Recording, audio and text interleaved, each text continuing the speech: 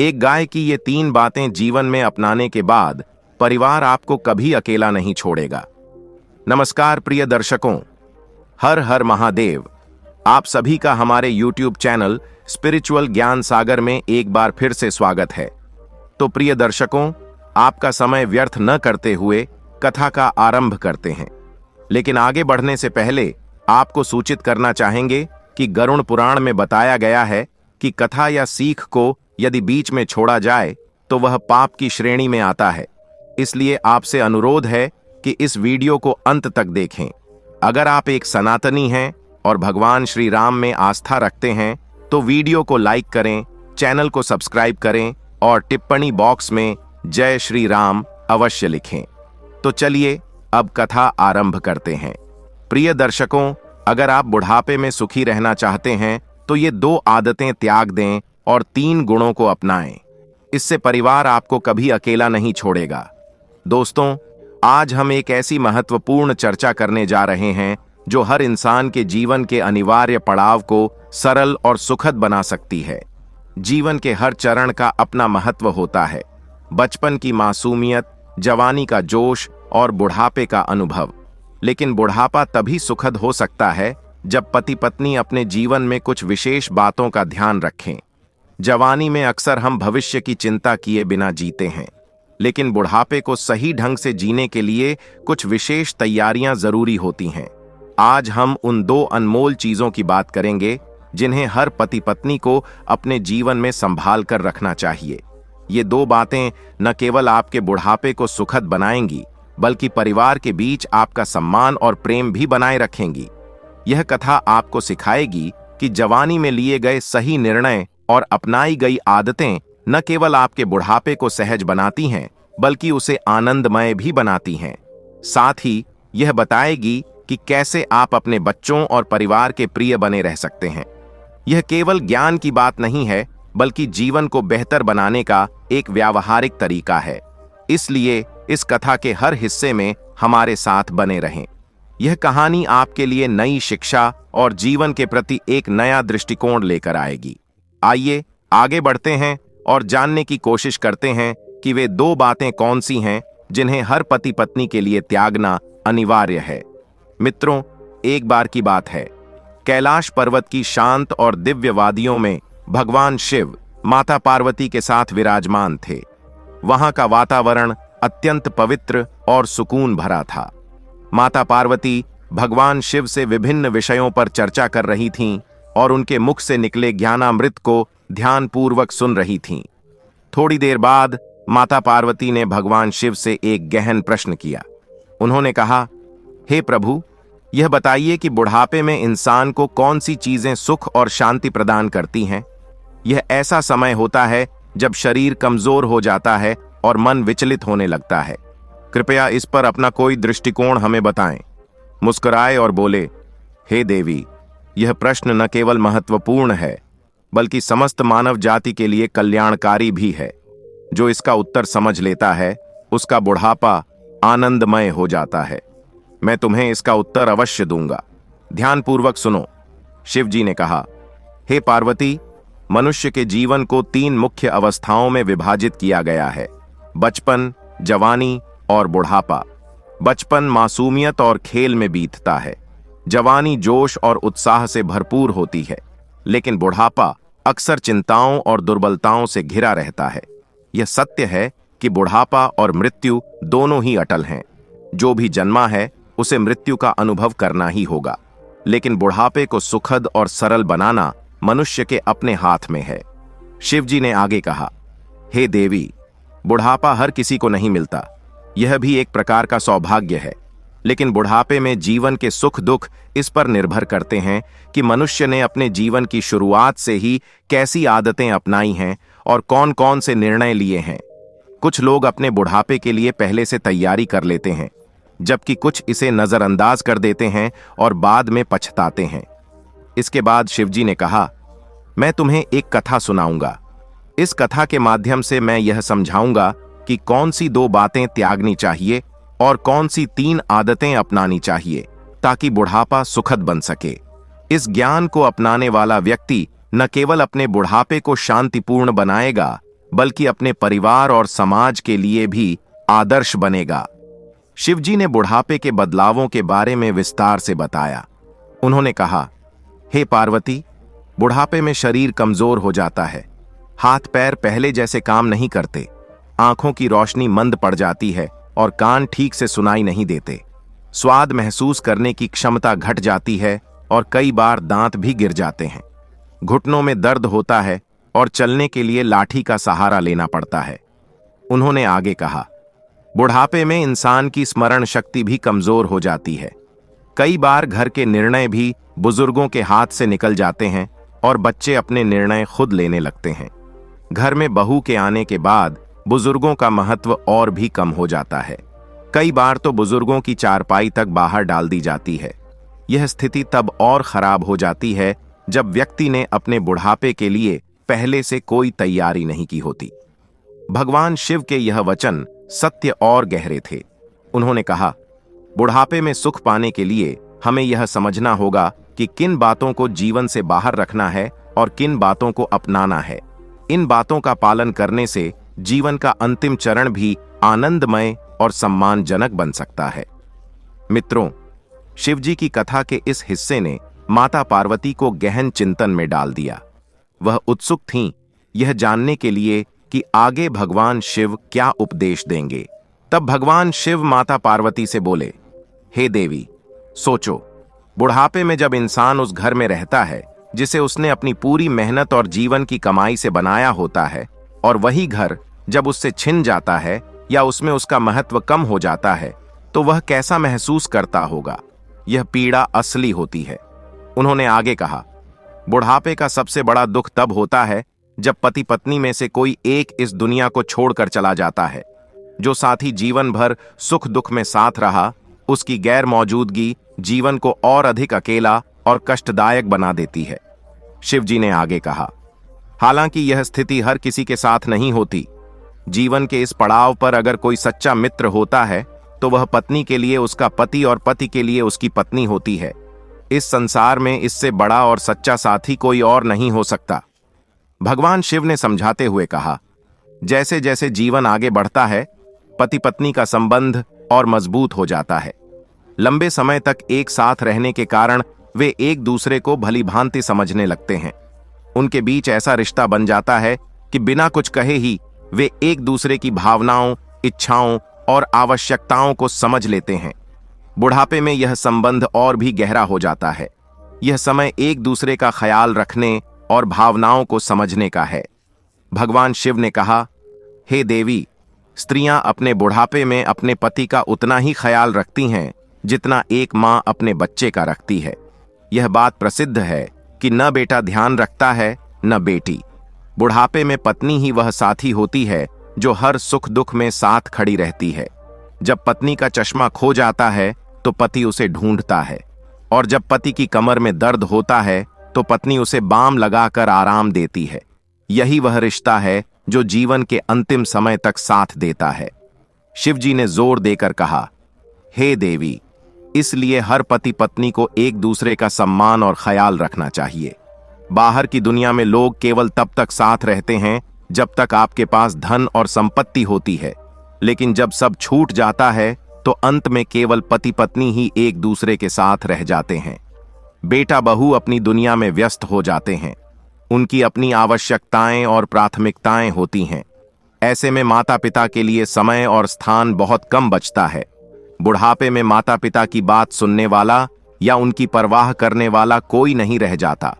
भगवान शिव ने गहरी सांस लेते हुए कहा, हे देवी, ऐसी स्थिति में भी यदि पति पत्नी ने जीवन भर एक दूसरे का साथ दिया और आपस में मित्रता बनाए रखी तो बुढ़ापा सुखमय बीतता है। उन्हें किसी बाहरी सहारे की आवश्यकता नहीं होती। इसलिए यह बहुत जरूरी है कि पति पत्नी हमेशा एक दूसरे का सम्मान करें और जीवन भर साथी बने रहें।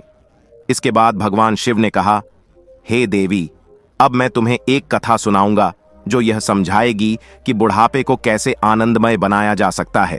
इसे ध्यानपूर्वक सुनना, क्योंकि यह कथा हर मनुष्य के लिए मार्गदर्शक बन सकती है। प्राचीन समय की बात है। एक व्यक्ति जो हमेशा क्रोधी और चिड़चिड़ा रहता था, अपने परिवार के लिए समस्या का कारण बन गया था। छोटी छोटी बातों पर गुस्सा करना और किसी भी विषय पर हंगामा खड़ा कर देना उसकी आदत बन चुकी थी। यदि खाने में थोड़ा नमक तेज हो जाता तो वह थाली उठाकर फेंक देता। मिर्ची ज्यादा हो जाती तो चिल्लाने लगता। उसका यह व्यवहार घर में अशांति और कलह का कारण बन गया था। परिवार के लोग इससे बहुत परेशान थे, लेकिन उसे समझाना मानो दीवार से बातें करने जैसा था। उसकी पत्नी ने कई बार उसे समझाने की कोशिश की कि इस उम्र में इतना क्रोध करना उचित नहीं है, लेकिन वह कुछ भी सुनने को तैयार नहीं था। एक दिन परिवार ने सोचा कि इस समस्या का समाधान कबीर दास जी के सत्संग में हो सकता है। कहा जाता था कि संत कबीर के वचन इंसान का मन बदल सकते हैं। परिवार ने निश्चय किया कि उस चिड़चिड़े व्यक्ति को सत्संग में ले जाया जाए। हालांकि वह व्यक्ति जाने के लिए बिल्कुल तैयार नहीं था, लेकिन परिवार वालों ने जबरन उसे तैयार कर लिया। उनके मन में आशा थी कि कबीर दास जी के वचन सुनकर उसका मन परिवर्तित हो जाएगा। जब वे संत कबीर के पास पहुंचे तो उन्होंने अपनी कुटिया में सबका स्वागत किया। वे शांत और गंभीर मुद्रा में थे। परिवार ने उन्हें प्रणाम किया और उनके सामने बैठ गए। संत कबीर तो ऐसे ज्ञानी थे जो बिना किसी से पूछे ही सब समझ जाते थे। वे जान गए कि यह परिवार यहाँ क्यों आया है और उनकी समस्या क्या है। उन्होंने भांप लिया कि इस घर की अशांति का कारण यही क्रोधी व्यक्ति है। उस समय दोपहर का समय था। सूरज आसमान में चमक रहा था और चारों ओर उजाला फैला हुआ था। संत कबीर ने अचानक अपनी पत्नी, जिन्हें सब प्रेम से प्रेमा कहते थे, को बुलाया। उन्होंने कहा, जाओ एक दीपक जलाकर ले आओ, मुझे कुछ ढूंढना है। कबीर दास जी की यह बात सुनकर वह चिड़चिड़ा व्यक्ति हैरान रह गया। उसने मन ही मन सोचा, यह कैसा संत है? क्या इसे यह भी नहीं पता कि बाहर दिन का उजाला है, सूरज चमक रहा है और इसे दीपक की आवश्यकता पड़ रही है? यह तो पागल लगता है। वह मन ही मन संत कबीर को कोसने लगा, लेकिन उसने कुछ कहा नहीं। परिवार के अन्य सदस्य भी हैरान थे कि दोपहर के समय दीपक जलाने की क्या आवश्यकता है। सबके चेहरे पर आश्चर्य था, लेकिन कबीर दास जी शांत और मुस्कुराते हुए अपनी जगह पर बैठे रहे। कबीर दास जी की पत्नी प्रेमा दीपक लेकर आईं और चुपचाप उन्हें दे दिया। इसके बाद वह बिना कुछ कहे अंदर चली गईं। यह देखकर वहां बैठे लोग सोचने लगे कि उनकी पत्नी ने यह तक नहीं पूछा कि दोपहर में दीपक की क्या जरूरत है। वह बुजुर्ग व्यक्ति, जो पहले से ही नाराज था, यह देखकर और अधिक गुस्से में भर गया। उसने मन ही मन सोचा, मैं कहां आ गया हूं? इन अजीब लोगों के बीच में फंस गया। यह संत तो सच में पागल है और इसकी पत्नी उससे भी ज्यादा। ये लोग मेरे घर के कलह और कष्ट कैसे मिटाएंगे? यह तो खुद ही उल्टी बातों में उलझे हुए हैं। उसके मन में यह विचार बार बार घूम रहा था। गुस्सा उसके चेहरे पर साफ झलक रहा था, लेकिन उसने संत कबीर के सामने कुछ नहीं कहा। भीतर ही भीतर वह उबल रहा था और सोच रहा था, मैं यहां एक पल भी और नहीं रुक सकता। यह लोग मेरी समस्या सुलझाने की बजाय और बढ़ा रहे हैं। संत कबीर उसकी मनोदशा समझ गए। वे जान गए कि यह व्यक्ति मन ही मन उन्हें पागल मान रहा है और क्रोधित हो रहा है। साथ ही वह इस बात से भी नाराज था कि प्रेमा ने दीपक लाने पर कोई सवाल नहीं किया, लेकिन संत कबीर बेपरवाह थे और दीपक की रोशनी में अपना लेखन करते रहे। इस बीच वह बुजुर्ग व्यक्ति धीरे धीरे बुदबुदाने लगा, यह पागल हमारे जीवन में सुख और शांति लाएंगे? हद हो गई, चलो यहां से, मैं अब यहां और नहीं रुक सकता। कबीर दास जी ने उसकी फुसफुसाहट सुन ली और उसकी बेचैनी व क्रोध को समझकर बड़े ही शांत स्वर में पूछा, भाई क्या कोई परेशानी है? बुजुर्ग व्यक्ति ने बनावटी हंसी के साथ कहा, गुरुजी, कोई समस्या नहीं है, हम तो केवल आपके दर्शन करने आए थे। अब दर्शन हो गए हैं तो कृपया हमें जाने की अनुमति दें। कबीर दास जी मुस्कुराए और बोले, अरे भाई, तुम हमारे अतिथि हो। अतिथि का सत्कार किए बिना हम तुम्हें कैसे जाने दे सकते हैं? इसके बाद उन्होंने प्रेमा को आवाज दी। वह तुरंत बाहर आई और हाथ जोड़कर खड़ी हो गई। कबीर दास जी ने कहा, यह भक्त जल्दी में है, इनके जाने से पहले थोड़ा सत्कार तो करना चाहिए। तुम 2 गिलास दूध ले आओ। दुखी परिवार ने मना किया, लेकिन कबीर दास जी ने उनकी एक न सुनी। प्रेमा बिना कोई सवाल किए भीतर गईं और थोड़ी देर में 2 गिलास दूध लेकर बाहर आ गईं। दूध देकर वे चुपचाप वापस अंदर चली गईं। संत कबीर ने 1 गिलास दूध उस बुजुर्ग व्यक्ति को दिया और दूसरा अपने पास रख लिया। वहां बैठे अन्य लोग चुपचाप यह सब देख रहे थे। बुजुर्ग व्यक्ति ने अनमने मन से दूध का गिलास उठाया और एक घूंट पिया। जैसे ही दूध उसके मुंह में गया, उसका स्वाद इतना नमकीन और कड़वा था कि वह चौंक गया। उसे ऐसा लगा मानो उल्टी करने की नौबत आ गई हो। उसने तुरंत गिलास नीचे रख दिया और गुस्से में बोला, गुरुजी, ये क्या है? ये दूध तो पीने लायक ही नहीं है। इसमें इतना नमक क्यों डाला गया है? क्या यही अतिथि सत्कार है? बूढ़ा व्यक्ति, जो पहले से ही नाराज था, उस नमकीन और कड़वे दूध को पीकर और अधिक चिढ़ गया। उसका मन हुआ कि गुस्से में वह दूध कबीर दास जी के ऊपर फेंक दे। दरअसल यह उसका रोजमर्रा का स्वभाव था। जब भी खाने में नमक या मिर्च ज्यादा होती, वह थाली उठाकर फेंक देता। लेकिन इस बार उसने ऐसा कुछ नहीं किया। वह भीतर ही भीतर उबल रहा था। उसे कबीर दास जी को देखकर और अधिक क्रोध आ रहा था। उसने सोचा, यह कैसा संत है? इस तरह का आचरण करके यह मेरा दुख दूर करेगा? मेरे बच्चे आखिर मुझे किस पागल इंसान के पास ले आए हैं?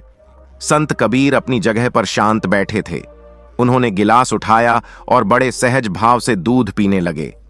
उनके चेहरे पर कोई शिकन नहीं थी। वे पूरी शांति और आनंद से दूध पीते रहे, जैसे इसमें कोई कड़वाहट ही न हो। यह देखकर वह व्यक्ति और अधिक भड़क गया, लेकिन उसने कुछ कहे बिना अपने क्रोध को दबाए रखा। थोड़ी देर बाद उसने खुद को संभालते हुए कहा, कबीर दास जी, अब हमें जाने की अनुमति दीजिए। हमने आपके दर्शन कर लिए हैं। अब हम वापस लौटना चाहते हैं। कबीर दास जी मुस्कुराए और बोले, भाई, तुम हमारे पास आए हो। लगता है तुम कोई दुख लेकर आए थे, लेकिन तुमने अपने आने का कारण तो बताया ही नहीं। यदि कोई समस्या है तो बताओ, हो सकता है इसका कोई समाधान निकल आए। उस व्यक्ति ने चिढ़ते हुए कहा, संत जी, छोड़िए, आप क्या समाधान निकालेंगे? हम तो यहां अपना दुख लेकर आए थे, लेकिन अब जा रहे हैं।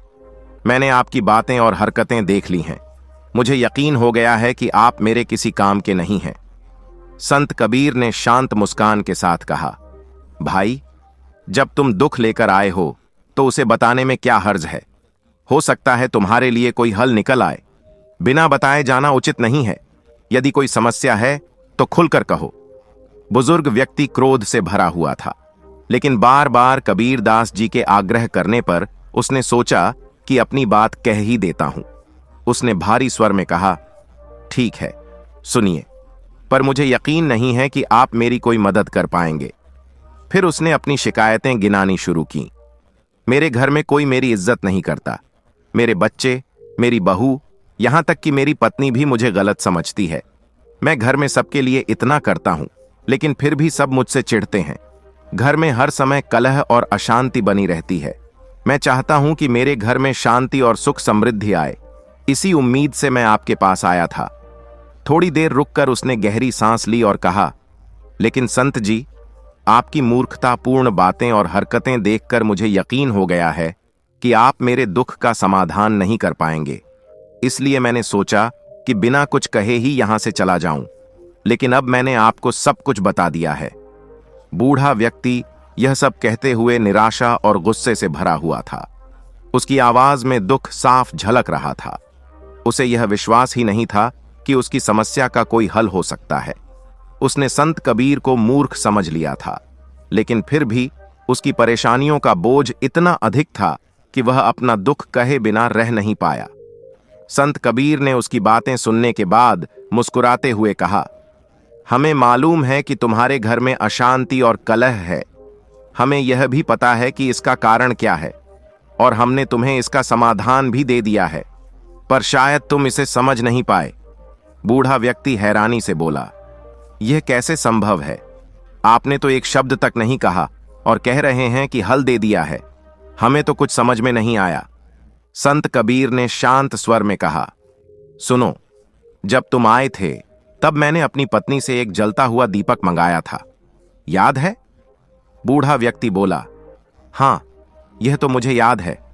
आपने दीपक मंगवाया था। संत कबीर ने कहा, जब मैंने अपनी पत्नी से दीपक लाने को कहा तो उसने बिना किसी सवाल के बिना किसी शिकायत के मेरी बात मानी। उसने यह नहीं पूछा कि दिन के उजाले में दीपक का क्या काम। उसने यह भी नहीं सोचा कि ऐसा करना अजीब लग सकता है। उसने बिना किसी रोक टोक के, बिना किसी विवाद के और बिना किसी तर्क वितर्क के वही किया जो मैंने कहा। क्या तुमने इसे ध्यानपूर्वक देखा? बुजुर्ग व्यक्ति बोला, हां, मैंने देखा, और सच कहूं तो मुझे यह बात बहुत अजीब लगी। यही सोचकर मैं और ज्यादा उलझन में पड़ गया। संत कबीर मुस्कुराए और बोले, फिर मैंने अपनी पत्नी से 2 गिलास दूध मंगवाया। मुझे पता था कि गलती से उसने दूध में शक्कर की जगह नमक डाल दिया था। वह दूध इतना कड़वा और नमकीन था कि तुम्हारे लिए तो उसे पीना मुश्किल हो गया, लेकिन तुमने देखा होगा मैंने वह दूध चुपचाप पी लिया। मैंने उससे एक भी सवाल नहीं किया। बूढ़ा व्यक्ति ध्यानपूर्वक सुनने लगा। संत कबीर ने आगे कहा, जब मेरी पत्नी ने दीपक लाने के समय मुझसे कोई प्रश्न नहीं किया तो मेरा भी यह अधिकार नहीं था कि मैं दूध के बारे में उससे कोई सवाल पूछूं। उसने अपना कर्तव्य निभाया और मैंने अपना। न उसने कोई शिकायत की, न मैंने कोई विरोध किया। इसी तरह यदि पति पत्नी एक दूसरे की बातों का आदर करें और एक दूसरे पर भरोसा रखें तो उनके जीवन में कभी कलह नहीं होगा। यह सुनकर बुजुर्ग व्यक्ति थोड़ी झिझक के साथ बोला, सच में यह सब समझना मेरे लिए कठिन था, लेकिन आप जो कह रहे हैं वह सही लग रहा है। संत कबीर ने उसे समझाते हुए कहा, तुम्हारे घर में अशांति का कारण यही है कि तुम छोटी छोटी बातों पर गुस्सा करते हो और अपने परिवार से स्नेह और विश्वास के साथ व्यवहार नहीं करते। तुम्हारी पत्नी या बच्चे यदि कोई त्रुटि कर देते हैं तो तुम उन्हें डांटते हो, शिकायत करते हो और झगड़ा करते हो, लेकिन यह मत भूलो कि गलती इंसान से ही होती है। फिर उन्होंने जोर देकर कहा, देखो, गलती से मेरी पत्नी ने दूध में शक्कर की जगह नमक डाल दिया, लेकिन मैंने वह दूध चुपचाप पी लिया क्योंकि वह त्रुटि जानबूझकर नहीं की गई थी। इसी प्रकार जीवन में हमारे प्रियजन छोटी छोटी गलतियां कर सकते हैं, लेकिन यदि हम उन्हें स्वीकार करें और स्नेह व समझदारी से पेश आएं तो जीवन में शांति बनी रहती है। बुजुर्ग व्यक्ति अब पूरी तरह शांत हो चुका था। उसने सिर झुकाते हुए कहा, संत जी, आप सही कह रहे हैं। मेरा गुस्सा और चिड़चिड़ापन ही है जिसकी वजह से मैं छोटी छोटी बातों पर अपनी पत्नी और बच्चों को डांटता हूं और ताने देता हूं। यही कारण है कि मेरा परिवार मुझसे खुश नहीं है। संत कबीर ने उसकी बात को ध्यानपूर्वक सुना और कहा, याद रखो, जीवन में सुखी रहने के लिए 2 चीजों का त्याग करना बहुत आवश्यक है। पहला, गुस्सा, और दूसरा, शिकायत। जो व्यक्ति गुस्सा और शिकायत छोड़ देता है उसका जीवन बुढ़ापे में भी आनंदमय हो जाता है। पति और पत्नी को एक दूसरे का सम्मान करना चाहिए और प्रेम व विश्वास के साथ रहना चाहिए। जब घर में ये गुण होंगे तो वहां शांति और समृद्धि सदैव बनी रहेगी। संत कबीर दास जी ने कहा, तुम्हारे घर में अशांति और कलह का कारण यह है कि तुम 2 चीजों का त्याग नहीं कर पाए हो। पहला, स्वाद, और दूसरा, गाली। ये दोनों ही बुढ़ापे में सुख के सबसे बड़े बाधक हैं। बुजुर्ग व्यक्ति आश्चर्यचकित होकर बोला, स्वाद और गाली? मैं समझा नहीं, कृपया इसे विस्तार से समझाइए। संत कबीर ने कहा, सुनो, जब घर की महिला, चाहे वह पत्नी हो या मां, भोजन बनाती है तो वह कितने प्रेम और परिश्रम से यह कार्य करती है। वह हर परिस्थिति में मेहनत करती है और यह सोचकर खाना बनाती है कि उसका परिवार संतुष्ट और खुश रहेगा। लेकिन यदि गलती से कभी नमक ज्यादा हो जाए या मिर्च तीखी हो जाए तो क्या यह सही है कि तुम थाली फेंककर उसका और अन्न का अपमान करो? ऐसा करने से न केवल उस महिला का दिल दुखता है बल्कि अन्न का भी अपमान होता है। उन्होंने आगे समझाया, अन्न और स्त्री का अपमान करने वाले घर में कभी लक्ष्मी और शांति का वास नहीं होता। वहां क्लेश और दुख का स्थायी निवास हो जाता है। इसलिए यदि खाना ठीक न लगे तो बिना गुस्सा किए प्रेम से बात करनी चाहिए। गलती होने पर स्नेहपूर्वक समझाना चाहिए, गाली देकर नहीं। यदि तुमने यह समझ लिया और स्वाद व गाली का त्याग कर दिया तो बुढ़ापे में सुख और शांति अपने आप आ जाएगी। बुजुर्ग व्यक्ति इस उपदेश को सुनकर गहराई से सोचने लगा। उसे अपनी गलतियां समझ में आने लगीं। उसने सिर झुकाकर कबीर दास जी से कहा, गुरुजी, आज आपने मेरी आंखें खोल दी। मैंने जीवन भर गुस्सा और शिकायत करके अपने परिवार को दुखी किया है। आज से मैं इन 2 चीजों को अपने जीवन से हमेशा के लिए त्याग दूंगा। स्वाद और गाली का मेरे जीवन में अब कोई स्थान नहीं रहेगा। संत कबीर ने उसे आशीर्वाद दिया और कहा, याद रखना, बुढ़ापे में स्वाद और गाली का त्याग करना ही सबसे बड़ा धर्म है। जो इसे अपनाता है वह हमेशा सुखी और सम्मानित रहता है। फिर उन्होंने 3 बातें बताईं जो जीवन में हमेशा याद रखनी चाहिए। बुजुर्ग व्यक्ति ने फिर कबीरदास जी से पूछा, गुरुजी, आपने बताया कि हमें स्वाद और गाली का त्याग करना चाहिए, लेकिन बुढ़ापे में खुश रहने के लिए किन किन चीजों को अपने पास रखना चाहिए और किन किन को त्याग देना चाहिए, कृपया यह भी समझाइए। तब संत कबीर ने कहा, सुनो, बुढ़ापे में 3 ऐसी चीजें हैं जिन्हें कभी नहीं छोड़ना चाहिए। ये 3 बातें तुम्हारे जीवन को सुकून और सम्मान से भर देंगी। पहला, धन का सदुपयोग करना। कबीरदास जी ने कहा, सबसे पहली बात यह है कि धन का सही इस्तेमाल करो। धन अपने और परायों के बीच अंतर दिखा देता है। जब तक तुम्हारे पास धन है, लोग तुम्हारा आदर करेंगे, लेकिन यदि धन नहीं है तो अपने भी दूर हो जाते हैं। इसलिए बुढ़ापे में यह सुनिश्चित करो कि तुम्हारे पास पर्याप्त धन हो, ताकि तुम्हें किसी के सामने हाथ न फैलाना पड़े। धन को संचित करके मत बैठो, लेकिन उसका सही तरीके से उपयोग करो। अपनी आवश्यकताओं के लिए धन रखो, ताकि बुढ़ापे में सम्मान पूर्वक जीवन जी सको। दूसरा, अनुशासन बनाए रखना। अपने जीवन में अनुशासन बनाए रखना अत्यंत महत्वपूर्ण है। जो लोग समय पर उठते हैं, समय पर भोजन करते हैं और अपनी दिनचर्या व्यवस्थित रखते हैं, वे न केवल स्वस्थ रहते हैं, बल्कि बुढ़ापे में दूसरों पर निर्भर नहीं रहते। योग करो, समय पर खाओ, समय पर सो और नियमित रूप से अपने स्वास्थ्य का ख्याल रखो। अनुशासन का पालन करने वाला व्यक्ति बुढ़ापे में भी आत्मनिर्भर और प्रसन्न रहता है। तीसरा, सतमार्ग पर चलना। सत्य और धर्म के मार्ग पर चलना कभी मत छोड़ो। जो व्यक्ति सत्य का अनुसरण करता है और दूसरों का भला करता है, उसकी सहायता भगवान भी करते हैं। बुढ़ापे में तुम्हारे अच्छे कर्म ही तुम्हारे सहारे बनते हैं।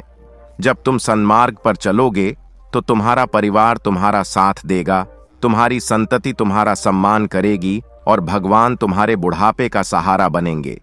संत कबीर ने कहा, तो याद रखना, अगर बुढ़ापे में सुखी रहना है तो 2 चीजों का त्याग करो, स्वाद और गाली, और 3 चीजों को अपने जीवन में हमेशा बनाए रखो, धन का सदुपयोग, अनुशासन और सन्मार्ग पर चलना। जो इन बातों को अपनाता है वह कभी दुखी नहीं रहता।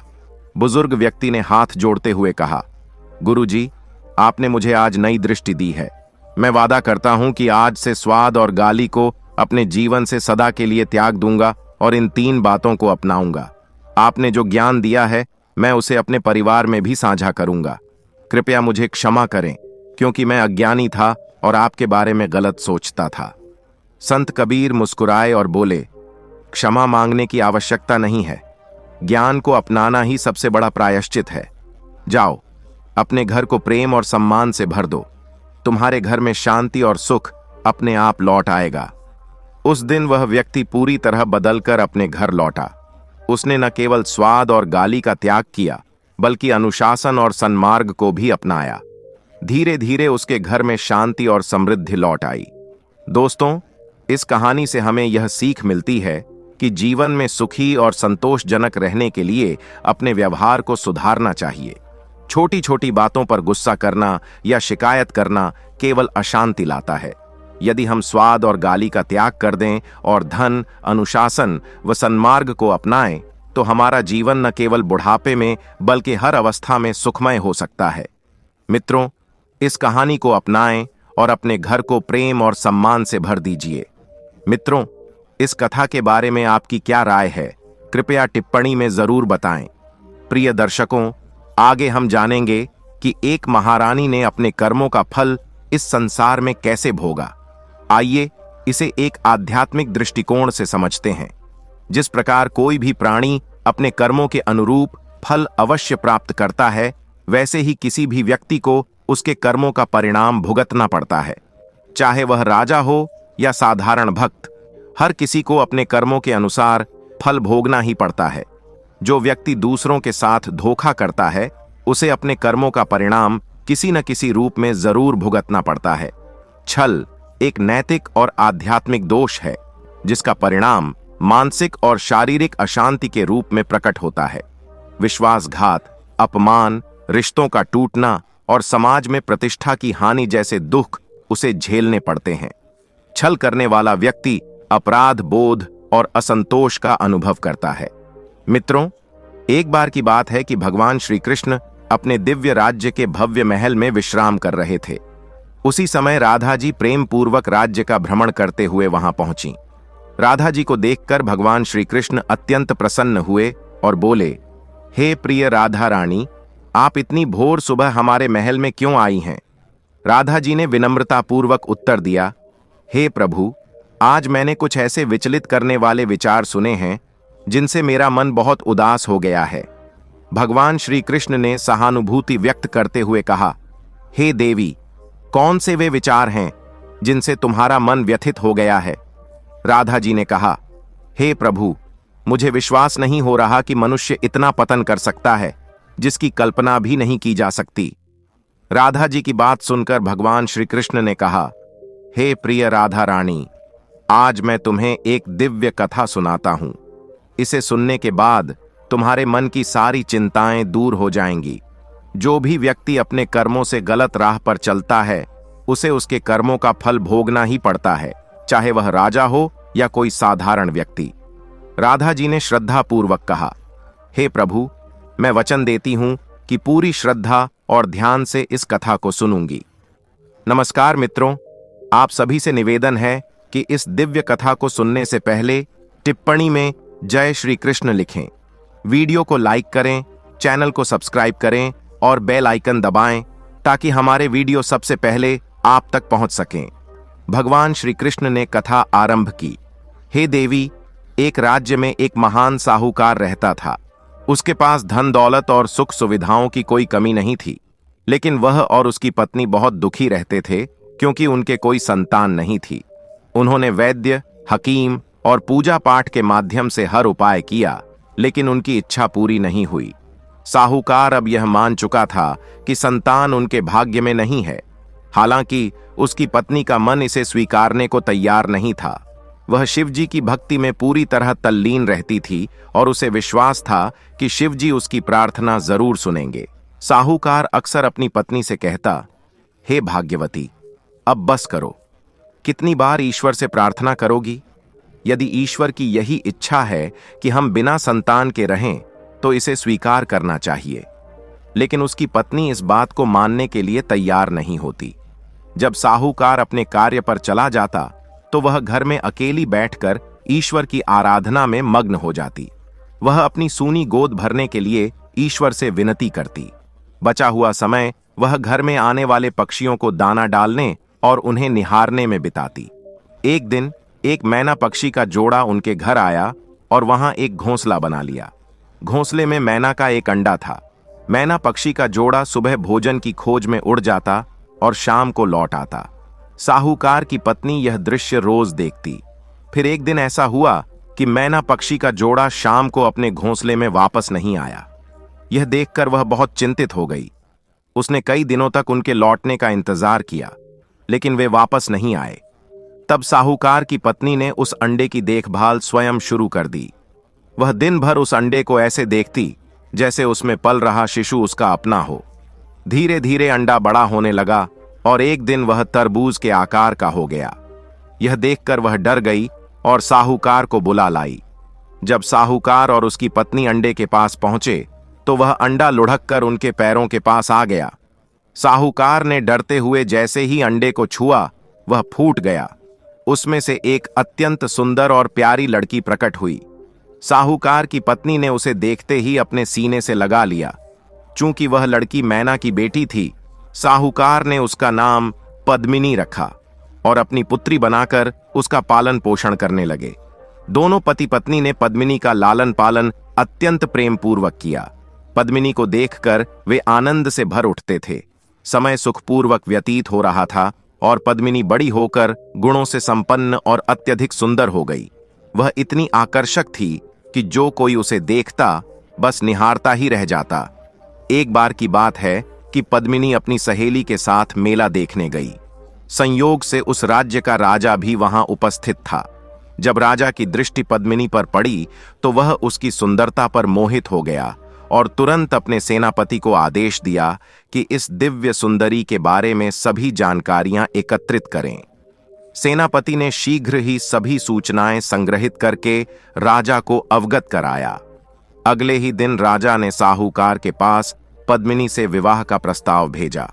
साहूकार ने अपनी पुत्री का विवाह राजा के साथ करने का निश्चय किया और अत्यधिक उत्साहित हो गया। उसने अपनी पत्नी को यह शुभ समाचार सुनाया, हे भाग्यवती, हमारी पुत्री पद्मिनी के भाग्य खुल गए। राजा हमारी पुत्री से विवाह करना चाहते हैं। यह सुनकर साहूकार की पत्नी अत्यंत प्रसन्न हुई और आनंद से झूम उठी। जब पद्मिनी राजमहल पहुंची तो उसका भव्य स्वागत किया गया। उसकी सुंदरता की प्रशंसा महल के हर कोने में होने लगी। इसे देखकर बड़ी रानी ईर्ष्या से भर उठी। राजा सदैव पद्मिनी के पास रहते और उसी से सलाह मशवरा करते। यह देख बड़ी रानी की ईर्ष्या और बढ़ गई और उसने पद्मिनी को राजमहल से बाहर निकालने की योजना बनाई। एक दिन बड़ी रानी पद्मिनी के पास गई और बोली, हे मैना सुंदरी, तुम तो हमारी तरह मानवीय जन्म से नहीं बल्कि एक जादुई अंडे से उत्पन्न हुई हो। मैं तुम्हारी बहन जैसी हूं और यह जानने की इच्छा रखती हूं कि तुम्हारी प्राण शक्ति कहां निवास करती है ताकि तुम्हारी रक्षा कर सकूं। पद्मिनी, जो अत्यंत निश्चल थी, बड़ी रानी की चाल को समझ नहीं पाई। उसने सरलता से उत्तर दिया, हे रानी, मेरे मायके के आंगन में एक कुआं है जिसमें एक लकड़ी का संदूक रखा हुआ है। उस पवित्र संदूक में एक छोटी सी डिबिया है और उस डिबिया में मोतियों से दमकती हुई एक माला रखी है। वह माला मेरे हृदय का प्राण है। यह सुनकर बड़ी रानी ने कहा, हे देवी मैना, फिर तो तुम्हारी प्राण प्रतिष्ठा बहुत ही सुरक्षित स्थान पर है। लेकिन याद रखना, हम राजवंश के लोगों के अनेकों शत्रु होते हैं। हमें सदैव सतर्क रहना चाहिए। यह कहकर बड़ी रानी वहां से चली गई। पद्मिनी चुपचाप बड़ी रानी के वचनों को मन ही मन सोचने लगी। तभी राजा वहां आए और बोले, हे प्रिय, तुम किस गहरे विचार में डूबी हुई हो? मुझे भी अपने मनोभाव बताओ। पद्मिनी ने शांत और गहरी दृष्टि से राजा को देखा और कहा, हे स्वामी, यदि कभी मेरी मृत्यु हो जाए तो मुझे जलाना मत। राजा चौंक कर बोले, हे सुंदरी, यह कैसी अशुभ बातें कर रही हो? पद्मिनी ने गंभीर स्वर में उत्तर दिया, महाराज, मृत्यु तो एक अटल सत्य है, लेकिन मैं चाहती हूं कि मेरे देहांत के बाद मेरे शरीर को जलाने के बजाय एक भव्य महल का निर्माण किया जाए। मेरे शरीर को उस महल के आंगन में प्रतिष्ठित किया जाए। महल के चारों ओर ऊंची ऊंची दीवारें हों ताकि कोई अजनबी वहां प्रवेश न कर सके। महल के भीतर एक सुंदर बगीचा हो जहां शाश्वत शांति का वास हो। भोजन और अन्य आवश्यक वस्तुएं वहां हमेशा उपलब्ध रहें। राजा ने पद्मिनी की ओर देखकर कहा, हे देवी, शांत हो जाओ। जब तक मैं जीवित हूं तुम्हारे प्राणों को कोई हानि नहीं पहुंचा सकता। मैं सदा तुम्हारे साथ हूं। यह कहकर राजा ने पद्मिनी को अपने आलिंगन में भर लिया। तभी राजा ने देखा कि पद्मिनी तेज बुखार से पीड़ित है। उन्होंने तुरंत राजवैद्य को बुलाया। राजवैद्य ने औषधियों से उपचार किया और राजा से कहा, महाराज, प्रसन्न हो जाइए, रानी पद्मिनी मां बनने वाली हैं। यह सुनकर राजा खुशी से झूम उठे और अपने गले की सोने की माला उतारकर राजवैद्य को उपहार स्वरूप दे दी। पूरे राज्य में उत्साह और आनंद का माहौल बन गया। हर दिशा में खुशियां फैल गईं। भगवान श्री कृष्ण ने राधा रानी से कहा, हे देवी राधा, यह राजा की पहली संतान थी, क्योंकि उनकी पहली रानी से अभी तक कोई संतान नहीं हुई थी। राजा के हृदय में पद्मिनी के प्रति और भी अधिक प्रेम उत्पन्न हो गया। लेकिन यह सब देखकर बड़ी रानी ईर्ष्या से जलने लगी। उसने पद्मिनी को राजमहल से दूर करने का षड्यंत्र रचने का निर्णय लिया। बड़ी रानी ने अपनी दासी से कहा, तुरंत गोताखोरों को बुलाओ। दासी ने आज्ञा का पालन किया। जब गोताखोर आए तो बड़ी रानी ने उनसे कहा, तुम पद्मिनी के मायके जाओ। वहां उसके घर के आंगन में एक पुराना कुआं है। उस कुएं में लकड़ी का एक संदूक रखा है। उस संदूक में एक छोटी सी डिबिया है जिसमें वह माला है। वह डिबिया निकालकर मेरे पास ले आओ। मैं तुम्हें मनचाहा इनाम दूंगी, लेकिन ध्यान रहे, यह कार्य पूरी गुप्तता से करना। यदि तुम असफल हुए या किसी को यह बात पता चली तो तुम्हें दंडित किया जाएगा। बड़ी रानी के आदेश पर गोताखोर तुरंत देवी मैना के मायके पहुंचे। अवसर पाकर उन्होंने घर के आंगन में बने कुएं से लकड़ी का वह संदूक निकाला और उसमें रखी पवित्र डिबिया अपने हाथों में ले ली। जैसे ही डिबिया कुएं से बाहर निकाली गई, देवी मैना की तबीयत खराब होने लगी। उनकी सांसें धीमी पड़ने लगीं, मानो उनकी प्राण शक्ति समाप्त होने को थी। गोताखोर वह डिबिया बड़ी रानी के पास लेकर आए। बड़ी रानी ने डिबिया खोलकर उसमें से मोतियों की माला निकाली और उसे अपने गले में पहन लिया। जैसे ही उसने माला पहनी, वह जोर जोर से हंसने लगी, क्योंकि अब देवी मैना के प्राण उसके नियंत्रण में थे। उधर माला के गले से हटते ही मैना सुंदरी मूर्छित होकर जमीन पर गिर पड़ी। राजा ने तुरंत राजवैद्य को बुलाया। वैद्य ने देवी मैना को देखा और दुखी स्वर में राजा से कहा, महाराज, अब हमारी रानी पद्मिनी इस संसार में नहीं रही, उनका निधन हो चुका है। यह सुनते ही राजा के नेत्रों से अश्रुधारा बह निकली। पूरे महल में शोक फैल गया। कुछ समय बाद मंत्री ने राजा से निवेदन किया, महाराज, अब रानी पद्मिनी के अंतिम संस्कार का समय आ गया है। हमें उनके शरीर का विधि विधान से अंतिम संस्कार करना होगा। राजा ने गंभीर स्वर में कहा, नहीं, देवी मैना की यह अंतिम इच्छा थी कि उनके शरीर को न जलाया जाए। नगर के बाहर एक भव्य महल बनाया जाए। उस महल के आंगन में देवी पद्मिनी के शरीर को सिंहासन सहित प्रतिष्ठित किया जाए। चारों ओर ऊंची दीवारें खड़ी की जाएं, ताकि कोई भी उस महल में प्रवेश न कर सके। साथ ही महल के भीतर पर्याप्त भोजन, जल और आवश्यक वस्तुओं की व्यवस्था की जाए। राजा की आज्ञा का पालन किया गया। नगर के बाहर एक शानदार महल का निर्माण किया गया। महल के आंगन में देवी पद्मिनी को सिंहासन सहित प्रतिष्ठित किया गया। चारों ओर ऊंची ऊंची दीवारें खड़ी की गईं। महल के भीतर सभी सुख सुविधाओं का प्रबंध किया गया। बड़ी रानी इस घटना से अत्यंत प्रसन्न हुई, लेकिन राजा का हृदय शोक से भर गया।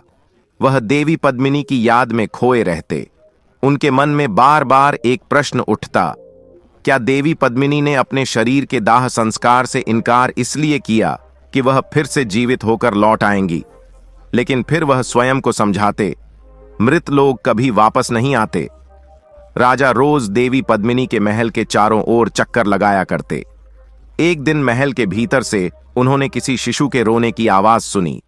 आश्चर्यचकित राजा तुरंत महल में गए। उन्होंने देखा कि देवी पद्मिनी का शरीर सिंहासन पर वैसे ही रखा है और उनके बगल में एक छोटा बालक बैठा रो रहा है। राजा ने उस बालक को अपनी गोद में उठा लिया। बालक तुरंत शांत हो गया और राजा की गोद में खेलने लगा। थोड़ी देर बाद वह राजा की गोद में ही सो गया। राजा ने उसे देवी पद्मिनी के पास सुला दिया और महल से बाहर आ गए। अगले दिन राजा फिर उस बालक को देखने महल में गए। उन्होंने देखा कि बालक आंगन में खेल रहा है। राजा ने उसे अपनी गोद में उठाया। बालक थोड़ी देर खेलता रहा और फिर सो गया। राजा ने उसे देवी पद्मिनी के पास सुला दिया और महल से बाहर आ गए। यह चमत्कारिक घटना पूरे राज्य में चर्चा का विषय बन गई। भगवान श्री कृष्ण की कृपा और देवी पद्मिनी की दिव्यता का प्रतीक यह बालक जैसे स्वयं ईश्वर का वरदान था। राजा प्रतिदिन उस दिव्य बालक से मिलने के लिए देवी पद्मिनी के महल में जाते।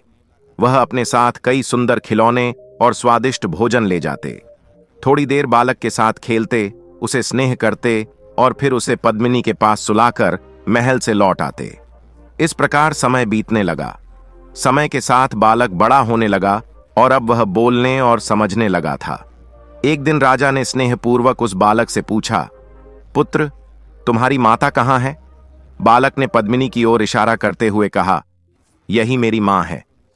यह सुनकर राजा आश्चर्यचकित रह गए। उनके मन में यह स्पष्ट हो गया कि यह बालक पद्मिनी का ही पुत्र है। राजा ने फिर पूछा, पुत्र, तुम्हें भोजन कौन कराता है? बालक ने सरलता से उत्तर दिया, मेरी मां। राजा ने विस्मय से पद्मिनी की ओर देखा। पद्मिनी शांत और स्थिर भाव से बैठी हुई थीं। राजा ने बालक से फिर पूछा, पुत्र, तुम्हारी मां कब जागती हैं? बालक ने उत्तर दिया, मेरी मां रात में जागती हैं। वह मुझे बहुत प्रेम करती हैं, भोजन कराती हैं और फिर सुबह होते ही सो जाती हैं। राजा ने बालक से कहा, पुत्र, आज रात जब तुम्हारी मां जागे तो उनसे पूछना कि वह दिन भर क्यों सोती हैं और रात में ही क्यों जागती हैं। बालक ने उत्तर दिया, ठीक है, मैं अवश्य पूछूंगा। रात हुई। जब पद्मिनी जागीं और अपने पुत्र को भोजन कराने लगीं तो बालक ने कहा, मां, मेरा पेट भरा हुआ है, मुझे भूख नहीं है। पद्मिनी ने आश्चर्य से पूछा, पुत्र, क्या आजकल तुम ठीक से भोजन नहीं करते? बालक ने उत्तर दिया, मां, मैं भोजन कर चुका हूं। पद्मिनी ने फिर पूछा, पुत्र, तुम्हें भोजन किसने कराया? बालक ने उत्साहित होकर कहा, मां, दिन में राजा साहब आते हैं, देखो ये सभी खिलौने भी उन्होंने ही दिए हैं। वह मेरे साथ खेलते हैं, मुझे अपनी गोद में उठाते हैं और ढेर सारा स्नेह करते हैं। फिर मैं उनकी गोद में सो जाता हूं। बालक ने आगे कहा, मां, राजा साहब ने मुझसे एक प्रश्न पूछने को कहा था। पद्मिनी ने शांत स्वर में पूछा, क्या प्रश्न था पुत्र? बालक ने कहा, राजा साहब ने पूछा कि मेरी मां दिन भर क्यों सोती हैं और रात में ही क्यों जागती हैं। यह सुनकर पद्मिनी समझ गईं कि अब समय आ गया है जब राजा को सत्य बताया जाए। उन्होंने अपने पुत्र से कहा, पुत्र, कल जब राजा साहब आएं तो उनसे कहना कि बड़ी रानी के गले में जो चमचमाती हुई मोतियों की माला है, उसी में मेरी मां पद्मिनी के प्राण स्थित हैं। बड़ी रानी दिन भर उस माला को अपने गले में पहने रहती हैं, जिससे मेरा शरीर निष्प्रभ और निर्जीव हो जाता है। रात में जब वह माला उतार कर रख देती है, तब मैं पुनः जाग उठती हूं। यही कारण है कि मैं रात में जागती हूं और दिन में सोई रहती हूं। बालक ने अपनी मां से कहा, ठीक है मां, राजा साहब जब अगली बार आएंगे तो मैं उन्हें सब कुछ बता दूंगा। अगले दिन जब राजा उस बालक से मिलने आए तो बालक ने पूरी सच्चाई राजा को बता दी। राजा को अब समझ में आ गया था कि बड़ी रानी ने पद्मिनी से ईर्ष्या करते हुए उसे इस स्थिति में पहुंचा दिया। राजा का मन पद्मिनी की पीड़ा से व्यथित हो उठा। उन्होंने निश्चय किया कि बड़ी रानी को उसके अपराध की सजा अवश्य देंगे, लेकिन इसके लिए सबसे पहले माला को बड़ी रानी से प्राप्त करना जरूरी था, क्योंकि उसी माला में पद्मिनी के प्राण बसे हुए थे। राजा ने माला प्राप्त करने की योजना बनाई। एक दिन राजा बड़ी रानी के पास गए और बोले, महारानी, यह भारी मोतियों की माला आपने क्यों पहनी है? इसे उतार दीजिए, यह आपके लिए असुविधाजनक होगी। बड़ी रानी ने बहाना बनाते हुए कहा, नहीं महाराज, यह मेरी मां की आखिरी निशानी है, मैं इसे अपने गले से नहीं उतार सकती। राजा समझ गए कि बड़ी रानी से माला प्राप्त करना इतना सरल नहीं होगा। उन्होंने एक नई योजना बनाई। अगले दिन राजा बड़ी रानी के पास फिर गए और बोले, महारानी, मेरे प्रिय मित्र का एक छोटा सा बच्चा है जिसकी मां का देहांत हो चुका है। मेरा मित्र उसे अकेले पालने में असमर्थ है। मैं चाहता हूं कि कुछ दिनों के लिए उस बालक को महल में ले आऊं। क्या आप उसका पालन पोषण कर सकेंगी? बड़ी रानी ने खुशी खुशी कहा, हां महाराज, आप उसे यहां ले आइए। हमारी तो कोई संतान नहीं है। कुछ समय तक उसकी देखभाल करने में मुझे बहुत प्रसन्नता होगी। अगले दिन राजा उस बालक से मिलने गए और उसे पूरी योजना समझाई। उन्होंने कहा, जब बड़ी रानी तुम्हें गोद में लेंगी तो उनके गले की माला को पकड़कर जोर जोर से रोना। कहना कि मुझे इस माला से खेलना है। तब तक रोते रहना जब तक वह माला तुम्हें न दे दें। बालक ने समझदारी से सिर हिलाया और कहा, हां महाराज, मैं सब समझ गया। राजा उस बालक को अपने साथ महल में ले आए। महल के सभी लोग उस मासूम बालक को देखकर प्रसन्न हो गए और उसे स्नेहपूर्वक खिलाने लगे। थोड़ी देर बाद बड़ी रानी भी वहां आईं और बालक को अपनी गोद में उठा लिया। जैसे ही बालक बड़ी रानी की गोद में गया, उसने तुरंत उनके गले की माला पकड़ ली और जोर जोर से रोने लगा। बालक बोला, मुझे इस माला से खेलना है, मैं इसी से खेलूंगा। बड़ी रानी ने उसे बहलाने की कोशिश करते हुए कहा, नहीं पुत्र, यह खेलने की चीज नहीं है, मैं तुम्हें और सुंदर खिलौने दिलाती हूं। उन्होंने नौकरों से नए खिलौने मंगवाए, लेकिन बालक केवल माला पर ही अड़ा रहा। वह बालक जमीन पर लौटने लगा और जोर जोर से रोने लगा। महल के सभी लोग उसे चुप कराने के लिए जुट गए, लेकिन बालक का विलाप किसी की भी बात मानने को तैयार नहीं था। उसकी दृढ़ इच्छा शक्ति और मासूमियत को देखकर महल में एक अजीब सी चुप्पी छा गई। बच्चा लगातार मोतियों की माला की रट लगाए हुए रो रहा था, मानो यदि उसे माला नहीं मिली तो उसकी जान चली जाएगी। यह देखकर राजा योजना के अनुसार वहां पहुंचे और बड़ी रानी से कहने लगे, महारानी, आप इस राज्य की रानी हैं। एक साधारण माला के लिए बच्चों जैसी जिद करना आपके सम्मान के अनुकूल नहीं है। सोचिए, यदि इस बालक को कुछ हो गया तो राज्य में आपकी प्रतिष्ठा क्या रहेगी? राजा की बात सुनकर बड़ी रानी विचार मग्न हो गईं। उन्होंने सोचा, यदि इस बालक को कुछ हो गया तो मेरी प्रतिष्ठा नष्ट हो जाएगी। अच्छा होगा कि मैं थोड़ी देर के लिए यह माला इस बालक को खेलने के लिए दे दूं। बड़ी रानी ने माला अपने गले से उतार कर बालक को दे दी। बालक माला लेकर आंगन में खेलने लगा। खेलते खेलते उसने चुपके से वह माला राजा को सौंप दी। राजा तुरंत माला लेकर पद्मिनी के महल गए और श्रद्धा से वह माला पद्मिनी के गले में पहना दी। जैसे ही माला पद्मिनी के गले में आई, वह जाग उठी। राजा ने तुरंत पद्मिनी को गले से लगा लिया। पद्मिनी ने राजा को पूरा सच बताया और कहा, महाराज, यह छोटा बालक आपका ही पुत्र है। यह सुनकर राजा के नेत्र अश्रुपूरित हो गए। उन्होंने कहा, मैना सुंदरी, मैं सारा सच जान चुका हूं।